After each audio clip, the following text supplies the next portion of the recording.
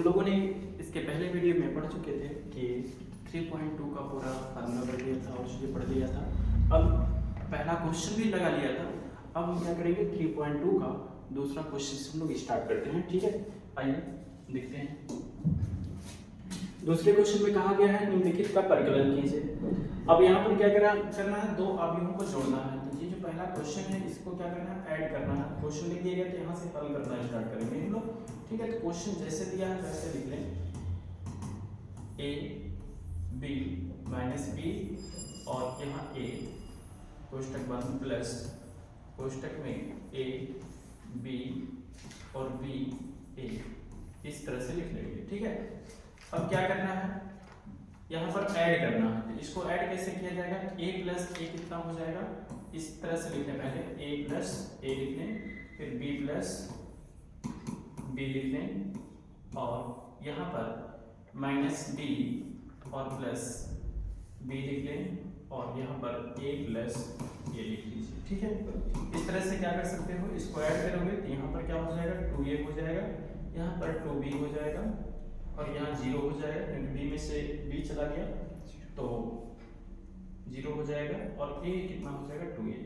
तो ये हो जाएगा परिकलन आपका, मतलब दो अवयवों का जोड़ हो गया। ठीक है, इसी तरह से हम यही आपका आंसर हो जाएगा।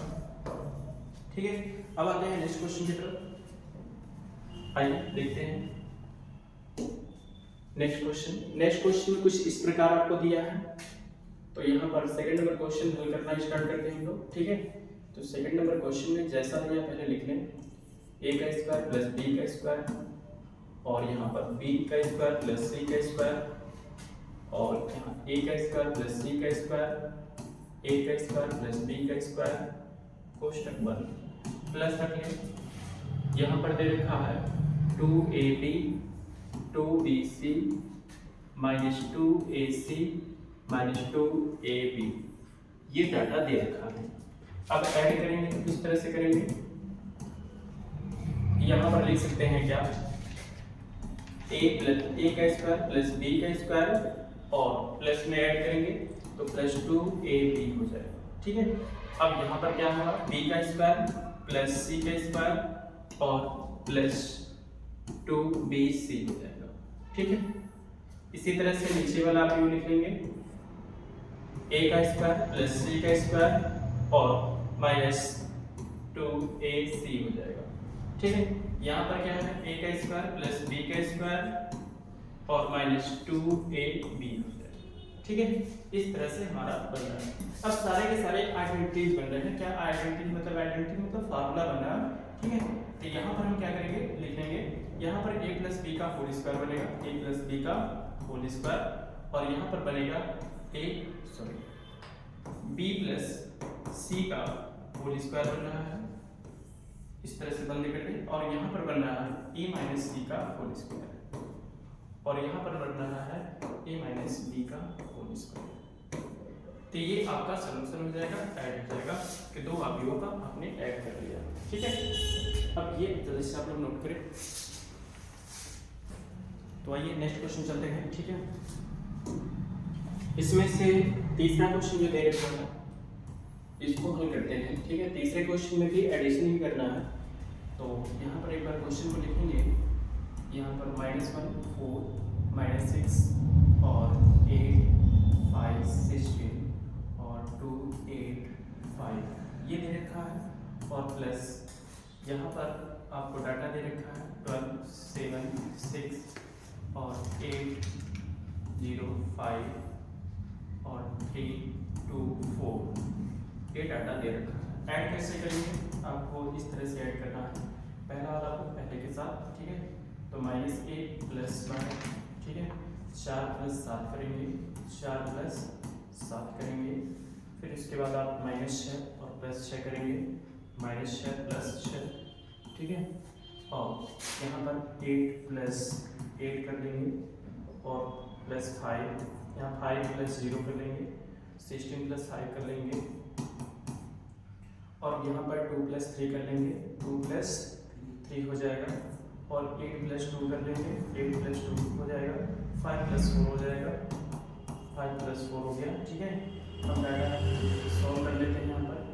12 में से 1 गयो 11 बचा, 7 4 11 हो जाएगा, 6 में से 6 गयो 0 हो जाएगा, 8 प्लस 8 करोगे 16 हो जाएगा, 5 प्लस 0 करोगे 5 हो जाएगा, 16 प्लस 5 करोगे 21 हो जाएगा, 3 और प्लस 2 प्लस 3 करोगे तो 5 हो जाएगा, 8 प्लस 2 करोगे 10 हो जाएगा, 5 और 4 ऐड करोगे तो 9 हो जाएगा। ठीक है, इस तरह से एडिशन हो जाएगा, यही आपका फाइनल आंसर हो जाएगा। अब इसी प्रकार आते हैं नेक्स्ट क्वेश्चन की तरफ। ठीक है, यहाँ पर नेक्स्ट क्वेश्चन में दे रखा है, पहले क्वेश्चन को हल करते हैं। ठीक है, जो भी डाटा दे रखा है उसको एक बार लिख लिया जाए। यहाँ पर दिया है cos स्क्वायर x और यहाँ दे रखा है sin स्क्वायर x, यहाँ पर sin स्क्वायर x और cos स्क्वायर x।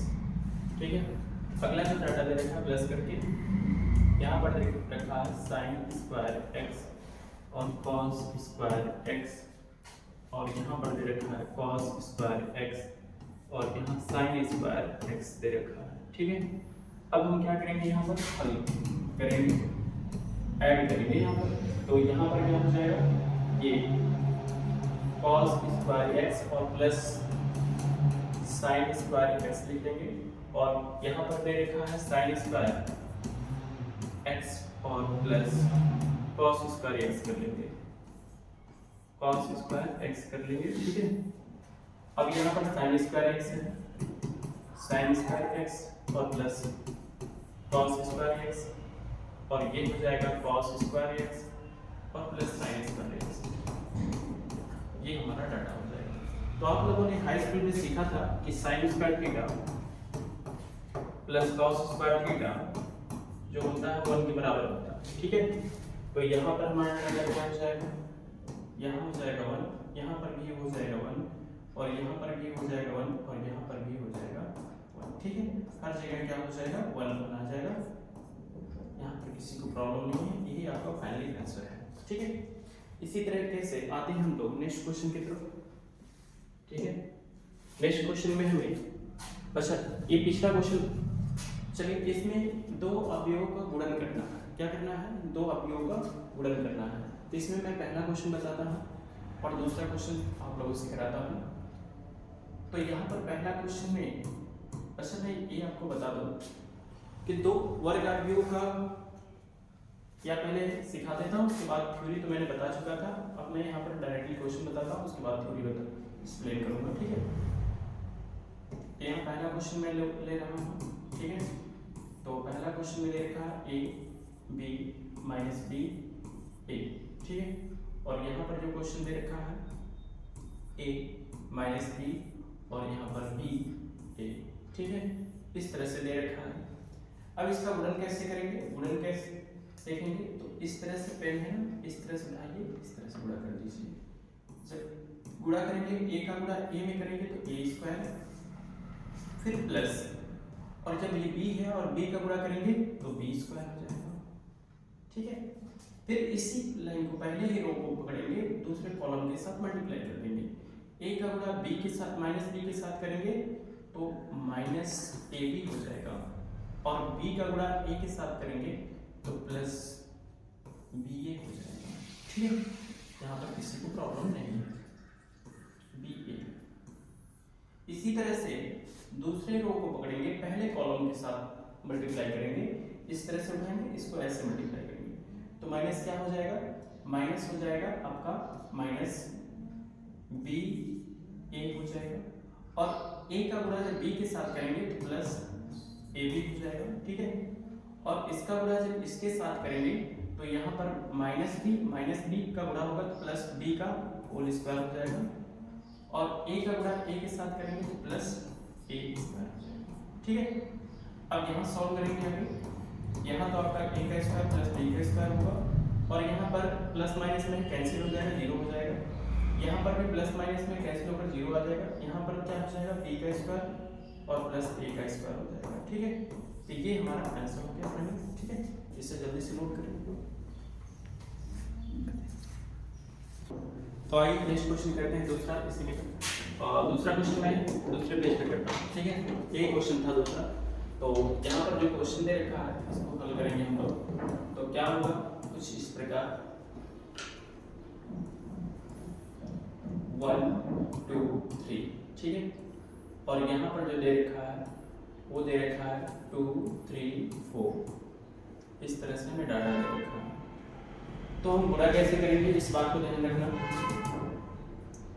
अब यहाँ पर गुणा करेंगे इस प्रकार कि पहले रो उठाएंगे, पहले कॉलम के साथ मल्टीप्लाई करेंगे, तो 1 का गुणा 2 में करेंगे, 2 1 2 हो जाएगा, ठीक है, 2 1 2 हो जाएगा। इसी तरह से इसको उठाएंगे, दूसरे कॉलम के साथ गुणा करेंगे, तो 3 1 3 हो जाएगा, और 1 का गुणा 4 में करेंगे, 4 1 4, ठीक है। अब यहाँ पर क्या करेंगे, दूसरे रो उठाएंगे, फिर इसी के साथ मल्टीप्लाई करेंगे, ठीक है।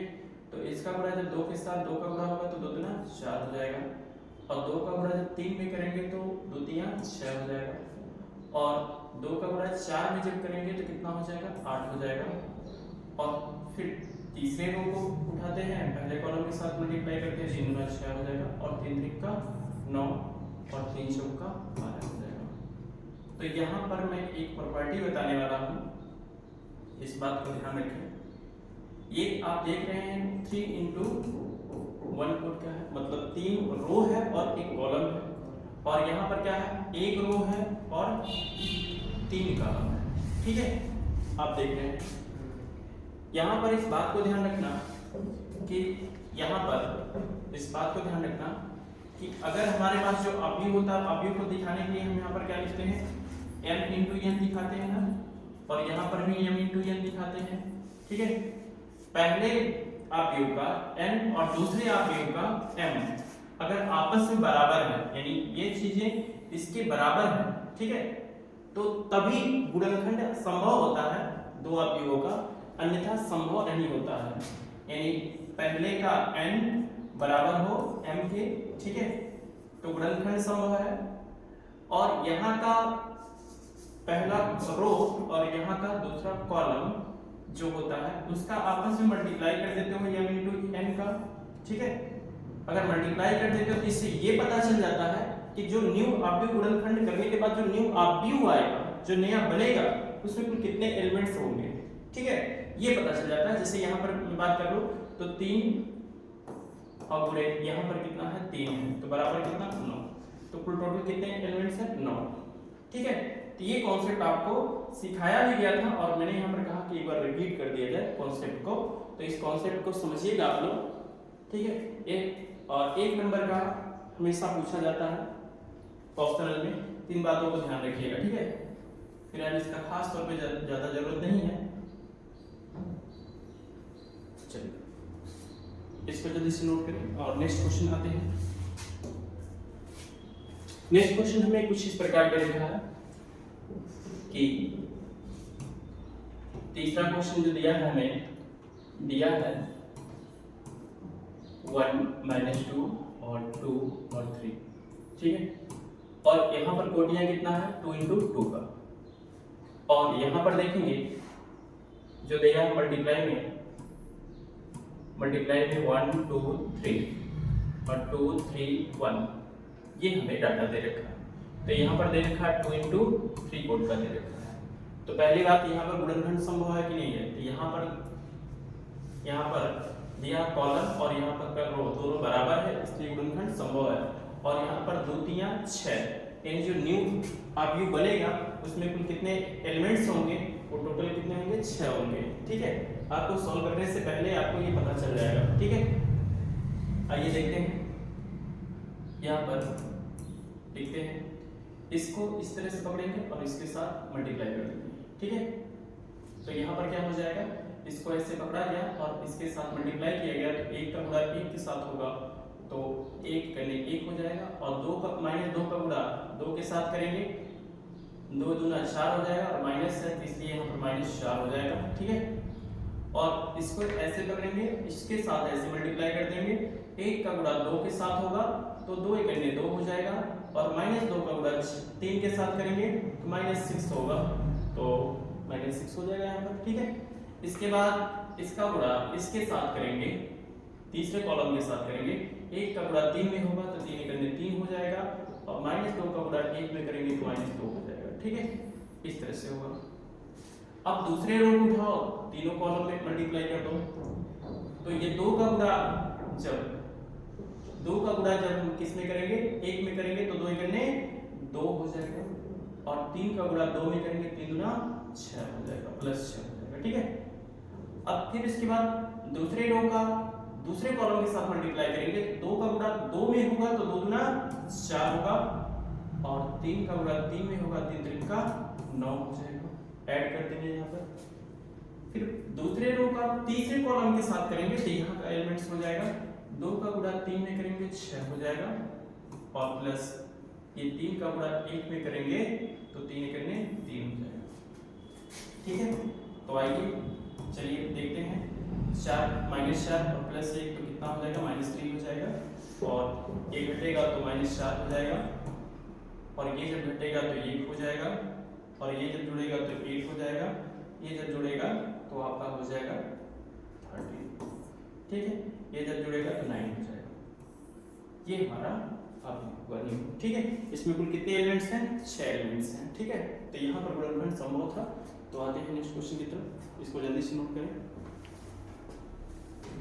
तो फिलहाल इस वीडियो को बस यही पर हम लोग तय करेंगे, इसके बाद नेक्स्ट वीडियो में पढ़ेंगे। ठीक है, चलिए अब कल वीडियो मिलेंगे नेक्स्ट। ठीक है।